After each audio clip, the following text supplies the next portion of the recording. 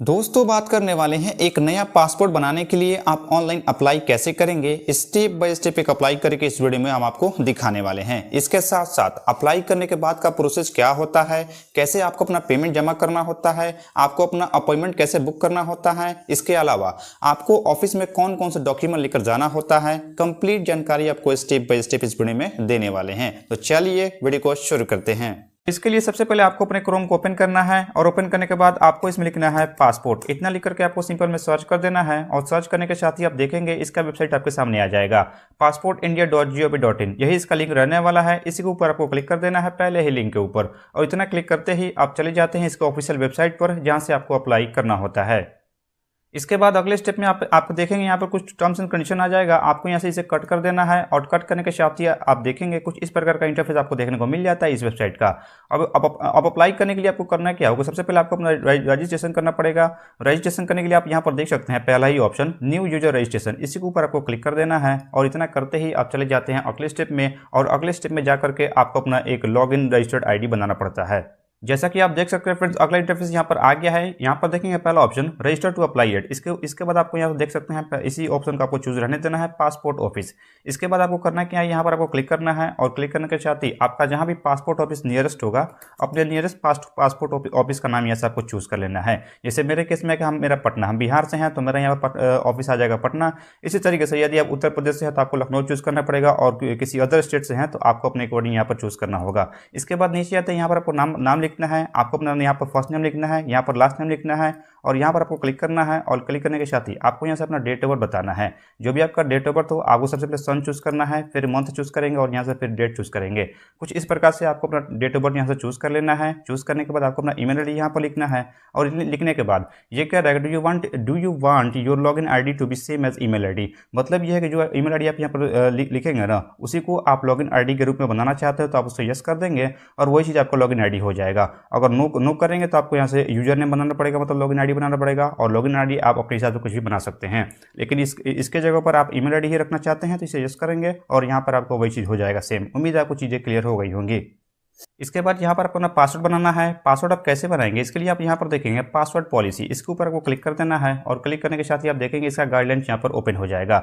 अब इसमें क्या है कि आपका अपर केस, लोअर केस और स्पेशल कैरेक्टर और कुछ नंबर भी होना चाहिए। इसी तरीके से आप स्ट्रॉन्ग पासवर्ड बना लेंगे। जैसे मेरा नाम है जहीर तो हम यहाँ पर अपना नाम लिखेंगे @ और कुछ नंबर तक स्ट्रॉन्ग पासवर्ड बना लेंगे। इसी तरीके से जो भी आप नाम डालेंगे ना उसका पहला लेटर जो होगा कैपिटल रखेंगे। जैसे मेरा नाम है जहीर, मेरा जेड से है तो जेड हम कैपिटल रखेंगे, बाकी चीज़ें स्मॉल में रहेंगी। @ कुछ नंबर देकर स्ट्रॉन्ग पासवर्ड बना लेंगे। इसके बाद यहाँ पर जो पासवर्ड बनाएंगे उसको दोबारा डाल के यहाँ पर कंफर्म कर लेना है। इसके बाद आपको कोई क्वेश्चन यहाँ पर देना है हिंट के लिए। इसके लिए आप यहाँ पर क्लिक करेंगे और जो भी आप यहाँ पर अपना क्वेश्चन रखना चाहते हैं, फेवरेट क्रिकेटर जो भी रखना चाहते हैं आप यहाँ से अपना रख सकते हैं और इसी अनुसार आपको यहाँ पर अपना आंसर फिल करना है ताकि भविष्य में जब भी आपको अपने ID को रिकवर करना होगा ना तो इसी क्वेश्चन से आप डाल करके अपना ID को रिकवर कर सकते हैं। इसके बाद इस कैप्चा कोड को फिल करना है, जैसा लिखा हुआ वैसा लिख करके आपको रजिस्टर का ऑप्शन मिलता है, इसके ऊपर आपको क्लिक कर देना है। इसके बाद अगले स्टेप में होगा क्या कि आपने जो ईमेल ID दिया है ना उस ईमेल ID पर एक लिंक सेंड किया जाएगा। अब उस लिंक पर क्लिक करके आपको चीज़ों को एक्टिवेट करना होता है। इसके बाद आपका अकाउंट एक्टिवेट हो जाता है, तब जाकर आपको लॉगिन करना होता है। तो इसके लिए आपको अपना ईमेल ओपन करना है। इसके बाद आप देखेंगे जैसे ही अपना ईमेल ओपन करेंगे ना इसमें एक लिंक आपको दिखेगा इस तरीके से। इस लिंक को ऊपर आप जैसे क्लिक करेंगे ना तो आपका अकाउंट एक्टिवेट हो जाता है और एक्टिवेट होने के बाद आप अपनी चीज़ों में यहाँ पर लॉगिन करके आगे की चीज़ों को कर पाएंगे। तो अब बस आपको यहाँ पर लिंक पर क्लिक कर देना है, आपका अकाउंट यहाँ पर एक्टिवेट हो जाता है। इसके बाद अगले स्टेप में आप देखेंगे इंटर यूजर ID। आपको अपना यूजर ID यहाँ पर लिखना है। यदि आपने ईमेल को बना तो ईमेल लिखेंगे, सबमिट के ऊपर क्लिक करेंगे। इसके अलावा यदि आपने कोई अदर अपना यूजर ID बनाया है तो उस चीज़ को यहाँ पर लिखेंगे और सबमिट के ऊपर क्लिक कर देंगे। सबमिट के ऊपर क्लिक करते हैं आप देखेंगे your account has been activated successfully. हमारा अकाउंट यहाँ पर एक्टिवेट हो गया है। इसके बाद यहाँ पर देखेंगे please click here to login. अब आपको लॉगिन करना होता है, इसके लिए यहाँ पर क्लिक करेंगे और क्लिक करते ही आप चले जाते हैं लॉगिन वाले सेक्शन में जहाँ से आपको लॉगिन करना होता है। तो इसके बाद लॉगिन करना होता है तो लॉगिन करने के लिए आपको फिर से अपना लॉगिन ID यहाँ पर लिखना है। लिखने के बाद कंटिन्यू के ऑप्शन पे क्लिक कर देना है। इसके बाद आपका लॉगिन ID यहाँ पर शो करेगा। इसके बाद आपको ना ये पासवर्ड लिखना है, जो पासवर्ड आपने क्रिएट किया था रजिस्ट्रेशन करते समय उसी पासवर्ड को यहाँ लिखेंगे। इसके बाद इस कैप्चा कोड को फिल करेंगे जैसा दिखाई तो वैसे यहाँ पर क्लिक करके लॉगिन के ऊपर क्लिक करके आपको लॉगिन कर लेना है। तो चलिए फटाफट यहाँ से हम लॉगिन कर लेते हैं। लॉगिन करते ही कुछ इस प्रकार का इंटरफेस आपको यहाँ पर देखने को मिल जाता है। यहाँ पर आपको बहुत सारा ऑप्शन यहाँ पर शो करेगा। एक नया पासवर्ड अप्लाई करने के लिए आप देखेंगे second option apply for fresh password, इसके ऊपर आपको क्लिक कर देना है सेकंड वाले ऑप्शन के ऊपर, और इतना क्लिक करते ही आप चले जाते हैं अगले स्टेप में। अगले स्टेप में आप देखेंगे फिर से यहाँ पर एक ऑप्शन मिलेगा click here to fill the application form, इसके ऊपर आपको क्लिक कर देना है। और इतना के बाद अगले स्टेप में आपको अपनी जानकारी को फिल करना है। इसके लिए आप करेंगे कि यहाँ पर आपको स्टेट चूज करना है, इसके ऊपर आप क्लिक करेंगे और जो भी आपका स्टेट हो, जिस भी स्टेट से आप बिलोंग करते हैं अपने स्टेट का नाम चूज करेंगे। इसके बाद यहाँ पर डिस्ट्रिक्ट बताएंगे कौन से डिस्ट्रिक्ट आप निवासी हैं, अपने डिस्ट्रिक्ट का नाम यहाँ से चूज करेंगे। इसके बाद अगले स्टेप में आप देखेंगे आपको यहाँ पर टाइप चूज करना है किस प्रकार का आप पासपोर्ट बनाना चाहते हैं। एक नया पासपोर्ट बनाने के लिए आपको पहला ऑप्शन चूज करना है फ्रेश पासपोर्ट। इसके अलावा यदि आपने री इशू आपको वगैरह कराना है, इसके लिए यहाँ से आपको चूज कर सकते हैं। इसके बाद नीचे आते हैं यहाँ पर क्या रहेगा टाइप ऑफ एप्लीकेशन, आप किस प्रकार का पासपोर्ट बनाना चाहते हैं, नॉर्मल या फिर तत्काल के लिए यहाँ से चूज करेंगे, और नॉर्मल करना चाहते हैं तो नॉर्मल यहाँ से चूज करेंगे।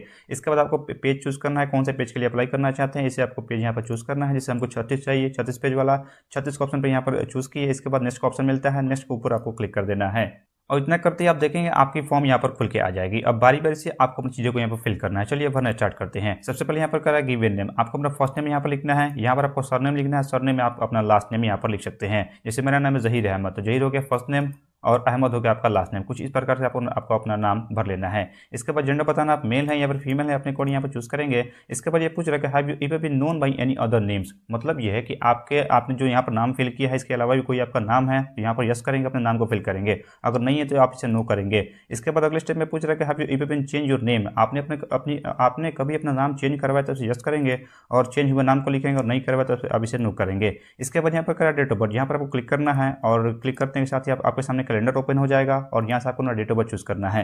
जो भी आपका डेट ऑफ बर्थ हो यहाँ से सन चूज करेंगे, यहाँ से मंथ चूज करेंगे और यहाँ से आपको डेट चूज करके आपको अपना डेट ऑफ बर्थ यहाँ से फिल कर लेना है। फिल करने के बाद आगे आते हैं। यहाँ पर क्या रहा है कि is your place of birth out of India, यदि आपका जन्म इंडिया से बाहर हुआ तो आप यस करेंगे और नहीं हुआ तो नो करेंगे। अगले स्टेप में आपको बताना है प्लेस ऑफ बर्थ, आप अपने यहाँ पर गाँव का नाम लिख सकते हैं, और यदि शहरी क्षेत्र से अपने शहर का नाम यहाँ पर लिख सकते हैं। लिखने के बाद यहाँ से आपको अपने स्टेट का नाम बताना है, कौन से स्टेट के आप निवासी हैं। इसके बाद यहाँ पर बताना है डिस्ट्रिक्ट, यहाँ पर क्लिक करेंगे और जो भी आपका डिस्ट्रिक्ट हो अपने डिस्ट्रिक्ट का नाम यहाँ से लिखेंगे।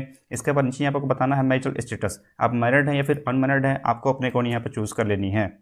इसके बाद अगले स्टेप आप देखेंगे सिटीजनशिप ऑफ इंडिया बाय यहाँ पर बर्थ आपको चूज रहने देना है। इसके बाद आगे बढ़ना है। यहाँ पर आपको पैन नंबर लिखना है, पैन नंबर आप दे सकते हैं और नहीं भी दे सकते हैं, ये जरूरी चीज़ नहीं है। पैन नंबर यहाँ लिखेंगे और यहाँ वोटर आई कार्ड यहाँ पर दे सकते हैं। इसके बाद एम्प्लॉयर टाइप आपको बताना है, यहाँ पर क्लिक करेंगे और आप यदि आप गवर्नमेंट सर्वेंट है या फिर किसी प्राइवेट कंपनी में काम करते हैं या फिर कहीं भी आप काम करते हैं उसके संग यहाँ बता सकते हैं। अगर यदि काम नहीं करते नॉट एम्प्लॉय चूज कर सकते हैं। लेकिन यदि हम बात करें यदि आप स्टूडेंट हैं, अभी स्टूडेंट फेज में ही अपना पासवर्ड बनाना चाहते हैं, यहाँ से स्टूडेंट आप चूज कर सकते हैं। तो जो भी हो अपने कोड यहाँ पर चूज कर लेना है।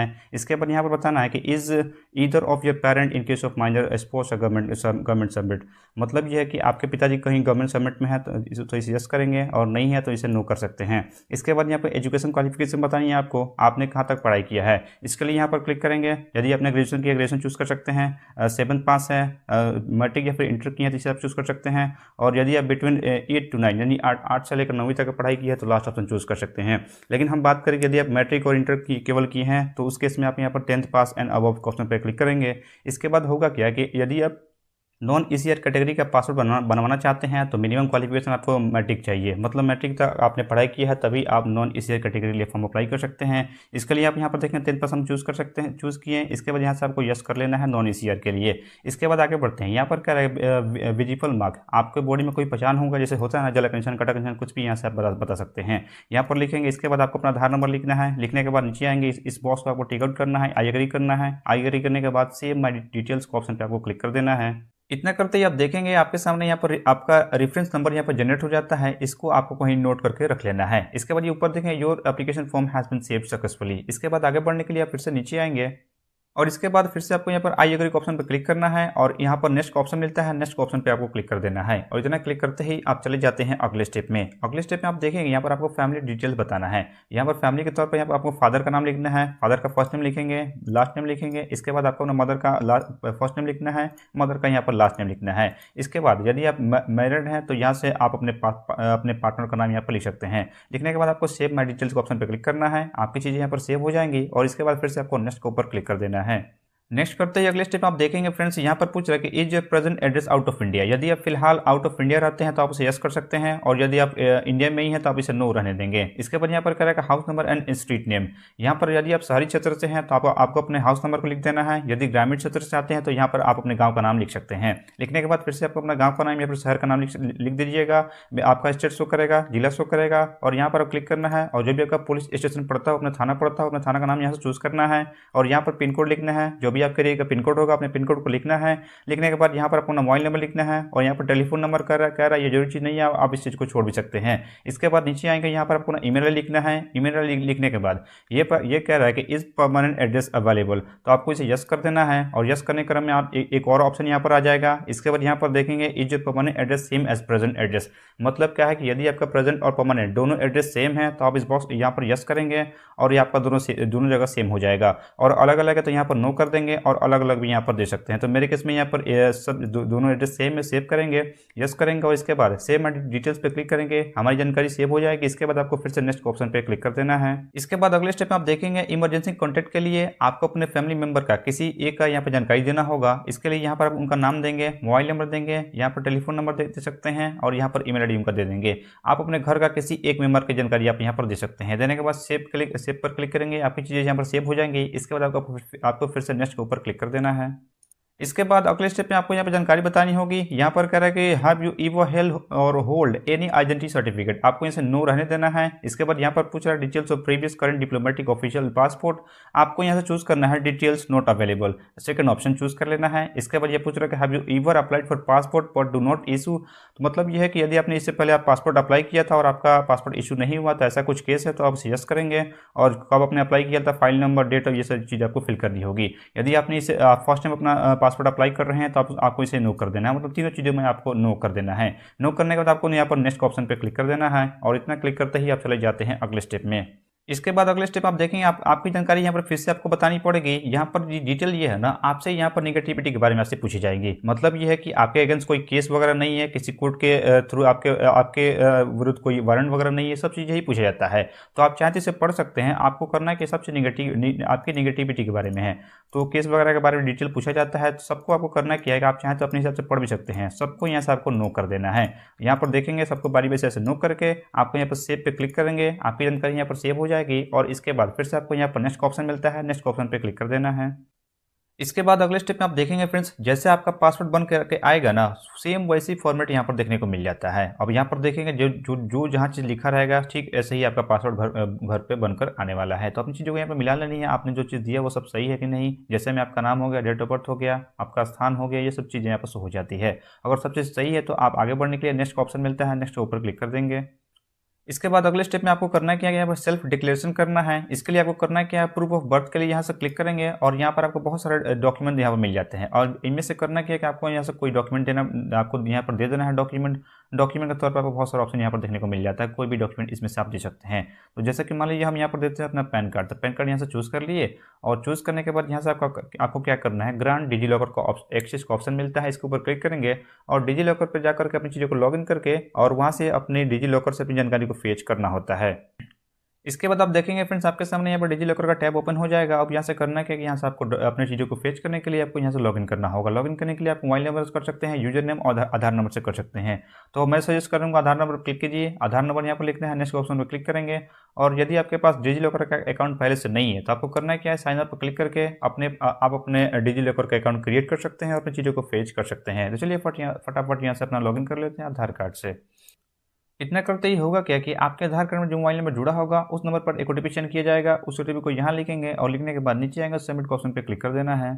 इसके बाद करना क्या है, फिर से आप नीचे आएंगे, यहाँ पर कह रहा है प्रूफ ऑफ प्रेजेंट रेसिडेंट। आपको रेसिडेंट के लिए यहाँ पर क्लिक करना है, और यहाँ फिर से आपको कोई एक यहाँ पर डॉक्यूमेंट देना है। इसके लिए यहाँ पर आप क्लिक करेंगे, और आपको यहाँ पर बहुत सारे डॉक्यूमेंट देखने को मिल जाते हैं। इनमें से जो भी डॉक्यूमेंट आप देना चाहते हैं उसको यहाँ से आपको चूज़ कर लेना है। तो यदि आप आधार कार्ड देना चाहते हैं तो आधार कार्ड का ऑप्शन पहले ही मिल जाता है, आधार कार्ड एड्रेस प्रूफ। इसके लिए आपको यहाँ से चूज़ करना है, और चूज़ करने के बाद आपको फिर से यहाँ पर आपको डिजी लॉकर से फेच करने की आवश्यकता नहीं है। ये चीज़ आपको एक ही बार करना होगा। इसके बाद नीचे आते हैं, और नीचे आने के क्रम में यहाँ यहाँ पर आप देखेंगे प्लेस यहाँ पर बताना है। यहाँ पर प्लेस के तौर पर अपने गांव का नाम लिख सकते हैं, अपने शहर का भी नाम लिख सकते हैं। यहाँ पर आपका डेट शो करेगा। इसके बाद इसे आपको आई एग्री करना है। आई एग्री करने के बाद सेव पे क्लिक करेंगे। सेव माई डिटेल पे क्लिक करते हैं आपकी जानकारी यहाँ पर सेव हो जाती है। इसके बाद आगे बढ़ने के लिए यहाँ पर प्रीव्यू एप्लीकेशन फॉर्म पे आपको क्लिक कर देना है। इसके बाद प्रीव्यू के ऑप्शन पर क्लिक करते ही आपके फॉर्म का प्रीव्यू खुल के आ जाता है। जितनी भी जानकारी आपने अभी तक दी है वो सारा यहाँ पर शो हो जाता है। आपको करना है कि अपनी चीज़ों को मिला लेना है, सब चीज़ सही है कि नहीं है। अगर सब चीज़ सही है तो यहाँ से आपको क्लोज कर देना है। यहाँ से आप इस चीज़ को प्रिंट भी कर सकते हैं। इसके बाद फॉर्म का प्रीव्यू देखने के बाद आपको करना क्या है कि यहाँ पर आपको मिलता है सबमिट फॉर्म के ऊपर, इसके ऊपर क्लिक कर देना है और इतना क्लिक करते ही आपका फॉर्म यहाँ पर सबमिट हो जाता है। इसके बाद आपको अपना अपॉइंटमेंट को बुक करने के लिए और अपना पेमेंट जमा करने के लिए एक ऑप्शन मिलता है पे एंड शेड्यूल अपॉइंटमेंट। इसके ऊपर आपको क्लिक कर देना है और इतना क्लिक करते ही आप चले जाते हैं अगले स्टेप में, जहां से आपको पेमेंट करना है और इसके साथ साथ आपको अपना अपॉइंटमेंट डेट को चूज करना होता है। इसके लिए आप यहाँ पर देखेंगे स्टेट बैंक का इसे आपको गेटवे चूज कर लेना है और नेक्स्ट ऑप्शन पर क्लिक कर देना है। इतना क्लिक करते ही आप चले जाते हैं अगले स्टेप में। अगले स्टेप में आप देखेंगे आपकी जानकारी यहाँ पर शो हो जाती है। इसके बाद नेक्स्ट ऑप्शन पर फिर से आपको क्लिक कर देना है। इसके बाद अगले स्टेप में आप देखेंगे आपके एरिया का जो भी पासपोर्ट ऑफिस होगा, जैसे अब मैंने अपना पटना चूज किया तो पटना में जितने सारे यहाँ पर ऑफिस होंगे पटना के अंतर्गत वो सारे यहाँ पर शो हो जाता है। इनमें से कोई भी आपको यहाँ से एक ऑफिस को चूज करना है। इसके लिए लोकेशन के ऊपर आपको क्लिक करना है और यहाँ से जो भी आप अपना पासपोर्ट ऑफिस को देना चाहते हैं उसे यहाँ से आपको चूज करना होगा और वहीं जाकर के आपको अपने वेरिफिकेशन के लिए जाना होगा अपने डॉक्यूमेंट को लेकर के।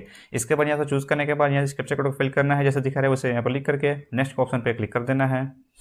इसके बाद आप देखेंगे फ्रेंड्स यहाँ पर आपको अपॉइंटमेंट बुक करने के लिए यहाँ पर आपका यहाँ पर डेट शो करेगा कि इस डेट को आपका अपॉइंटमेंट यहाँ पर बुक हो रहा है। यदि आप इस डेट के साथ एग्री हैं तो आप आगे बढ़ सकते हैं, लेकिन आप चाहते हैं कि इस डेट को हम चेंज करें, कोई और डेट आपको लेना है, जिसके लिए आप कैलेंडर पर क्लिक करेंगे और क्लिक करने के साथ ही आपको ग्रीन में शो हो जाएगा कितने डेट्स यहाँ पर अवेलेबल हैं। इनमें से कोई एक डेट का आप चूज करके उस डेट पर जाकर के अपने ऑफिस में अपनी चीज़ों को वेरीफाई करा सकते हैं। तो यहाँ से अपने डेट को भी यहाँ चूज कर सकते हैं। चूज करने के बाद पे एंड बुक अपॉइंटमेंट के ऑप्शन पर आपको क्लिक कर देना है। इतना करते ही आपके सामने यहाँ पर कुछ ऑप्शन आ जाएगा, आप चाहे तो इसे पढ़ भी सकते हैं। इसके बाद ओके एंड आई अंडरस्टैंड के ऑप्शन पे क्लिक कर देना है और इतना क्लिक करते ही यहाँ पर देखेंगे आपका पेमेंट गेटवे यहाँ पर आ जाएगा। अब पेमेंट गेटवे आने के साथ ही आप देखेंगे आपको बहुत सारा ऑप्शन यहाँ पर मिल जाता है आपको पेमेंट करने के लिए। आपका SBI का नेट बैंकिंग हो, अदर बैंक का नेट बैंकिंग हो, स्टेट बैंक का डेबिट कार्ड हो या फिर अदर बैंक का डेबिट कार्ड हो, क्रेडिट कार्ड हो, UPI हो, UPI का भी ऑप्शन मिल जाता है। तो यहाँ से आपको मेथड चूज करना है, कौन से मेथड के जरिए आप अपना पेमेंट करना चाहते हैं, कोई एक ऑप्शन को चूज करना है। तो जैसे मेरे केस में हमको यहाँ से UPI से करना है तो UPI के ऑप्शन पर यहाँ से हम सिंपल क्लिक करेंगे और क्लिक करने के साथ ही आगे जाएंगे और वहां से आपको अपनी चीज़ों को पेमेंट करना होता है। तो थोड़ा देर आपको वेट कर लेना है, साइट हो सकता है थोड़ा स्लो चले, पेमेंट गेटवे में थोड़ा स्लो चलता ही है। आप देख सकते हैं यहाँ पर मेरी चीज़ें यहाँ पर आ गई हैं, जानकारी से हो जाती है। इसके बाद यहाँ पर टाइम चलता है, यहाँ पर देख सकते हैं इसी टाइम के अंदर आपको पेमेंट जमा करना होता है। इसके लिए आप यहाँ पर नीचे आएंगे और यदि आप UPI से करना चाहते हैं तो यहाँ पर आपको दो ऑप्शन मिलता है। पहला ऑप्शन यहाँ पर चूज करेंगे ना तो आपको अपना UPI ID डालना है और डालने के बाद कंफर्म ऑप्शन पर क्लिक करेंगे और आपको पेमेंट जमा कर देना है। लेकिन इससे भी आसान होता है कि यहाँ पर QR कोड का ऑप्शन मिलता है। इस QR कोड पर क्लिक करेंगे, आपके सामने QR कोड जनरेट हो जाएगा और करना क्या है कि उस QR कोड को आपको अपने UPI ऐप से स्कैन करना और डायरेक्ट पेमेंट कर देना है। तो बहुत ही आसान होता है। मैं अक्सर अपना पेमेंट इसी से किया करता हूँ, तो आपको इसे स्कैन करके अपना पेमेंट जमा कर देना। चलिए फटाफट यहाँ से अपना हम पेमेंट जमा कर लेते हैं। तो मैंने अपना पेमेंट यहाँ पर कर दिया फ्रेंड्स और यहाँ पर देखेंगे पेमेंट करते ही your transaction status is success, आपको इसे ओके कर देना है।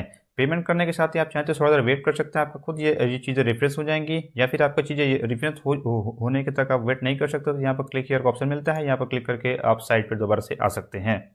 इतना क्लिक करते आप देखेंगे आपका फॉर्म फाइनली सबमिट हो जाता है और आपका अपॉइंटमेंट भी बुक हो जाता है। यहाँ पर देखें your appointment has been book successfully, your appointment number is इतना देखने को मिल जाता है। यहाँ पर सारी चीज़ें आपके यहाँ पर शो हो जाती है, आप चाहे तो अपनी चीज़ों को मिला सकते हैं। इसके बाद यहाँ पर देखेंगे प्रिंट एप्लीकेशन रिसिप्ट, इसके ऊपर आपको क्लिक कर देना है और क्लिक करने के साथ ही आपने जो भी यहाँ पर फॉर्म फिल किया है, अपॉइंटमेंट बुक किया है, उन सब चीज़ का एक फॉर्म यहाँ पर खुल के आ जाता है। सारी जानकारी आपको यहाँ पर शो हो जाती है। इसके बाद यहाँ पर प्रिंट एप्लीकेशन रिसिप्ट का ऑप्शन फिर से मिल जाता है, इसके ऊपर आपको क्लिक कर देना है। क्लिक करने के साथ ही आप इसे ओके करेंगे और ओके करने के साथ ही अगले स्टेप में आपके फॉर्म आपके सामने होगा। आप देख सकते हैं सारी जानकारी आपकी इसमें शो हो जाती है। आपकी सभी जानकारी के साथ साथ आपने कौन से डेट को अपना अपॉइंटमेंट बुक किया है, कहाँ अपॉइंटमेंट बुक किया है, सब चीज़ यहाँ पर शो हो जाती है। अब क्या करना है कि जो डेट आपने चूज़ किया है इसी डेट पर आपको अपने डॉक्यूमेंट लेकर जाना है। इसके बाद नीचे आकर के आपको प्रिंट एप्लीकेशन रिसिप्ट पर क्लिक करके इस चीज़ को प्रिंट करके अपने पास सुरक्षित रख लेना है। तो इस तरीके से हमने देखा फ्रेंड्स कि कैसे पासपोर्ट के लिए आपको अप्लाई करना होता है। अब बारी आती है कि आपको ऑफिस में कौन कौन से डॉक्यूमेंट लेकर जाना होता है। तो उनमें से पहला डॉक्यूमेंट है आपने जो पीडीएफ सेव किया अप्लाई करने के बाद, उस पीडीएफ का एक प्रिंट आउट आपको करवा लेना है। इसके अलावा आपका जो आधार कार्ड होगा, पैन कार्ड होगा, इन सबको लेकर जाना है। इसको आपको ओरिजिनल भी लेकर जाना है और एक कॉपी जेरॉक्स भी लेकर जाना है। इसके साथ साथ आपने जो क्वालिफिकेशन फिल किया है ना, आपने जहाँ जो भी उसमें फिल किया होगा, इंटर, मैट्रिक या फिर ग्रेजुएशन, उसका आपको ओरिजिनल भी लेकर जाना है और एक कॉपी जेरॉक्स भी करवा लेना है। जैसे मेरे केस में क्या है, मैंने अपना मैट्रिक पे बेस पे भरा, तो मैट्रिक का सर्टिफिकेट हो गया, मार्कशीट हो गई, ये सब आपको लेकर जाना है, ओरिजिनल भी और एक कॉपी जेरॉक्स भी। तो उम्मीद है आपको चीजें समझ में आई होंगी, कैसे आपको अप्लाई करना है, कौन कौन से डॉक्यूमेंट आपको लेकर जाना पड़ता है। आज के लिए बस इतना ही। अगर वीडियो थोड़ी भी अच्छी लगी हो तो वीडियो को एक लाइक कीजिएगा और अपने दोस्तों में शेयर कीजिए। मिलते हैं किसी नेक्स्ट वीडियो में। Thank you for watching.